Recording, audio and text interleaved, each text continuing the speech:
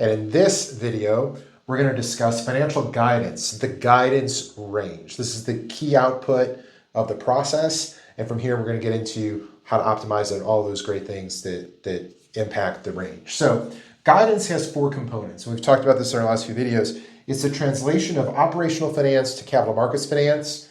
It's a numeric range that incorporates all of the internal financial scenarios that a company has driving its business. And then third, it's a summary range. There's a high value, a low value, and then that creates a third value, the midpoint. And these are the three data points that matter.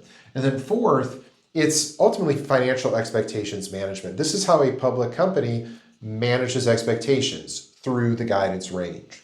So what is the guidance range? Well, it's the output of this translation of operational finance into capital markets finance.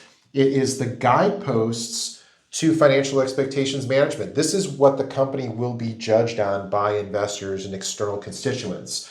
And third, it drives investor models and ultimately valuation. So you need to make sure that you're doing this right and you have the right people, processes, and systems in place to give good guidance to external users. Now, what are the key components? Well, there's a high and a low value, which is what creates the range or the guidance range. And then secondly, and really this is most important, that it contemplates all of the internal forecasts and scenarios driving the business. And why is this important? Because investor expectations is static or stasis. Investors do not like changes to guidance, and we'll explain in a second. And the key is that at a minimum, you want to have revenue and adjusted EBITDA. And depending on your company and industry, you're going to add more metrics of the P&L and more metrics that are operational KPIs. So what about changes to the range? Well, there's two things to really think about in how the range can change. First is directional. It can go up, it can go down, it can be flat, it can be narrow, or it could widen.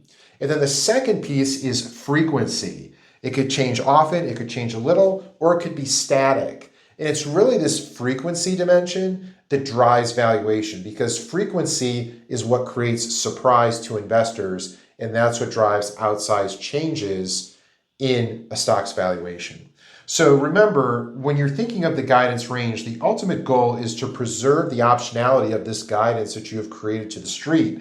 And the idea is that the drivers are the internal data and scenarios, and then secondly, the frequency of change. Your goal is to create a guidance range that incorporates the most knowledge possible that the company has and requires the least amount of change. The more you change, the more likely you're going to drive destruction in your share price. Thanks for watching.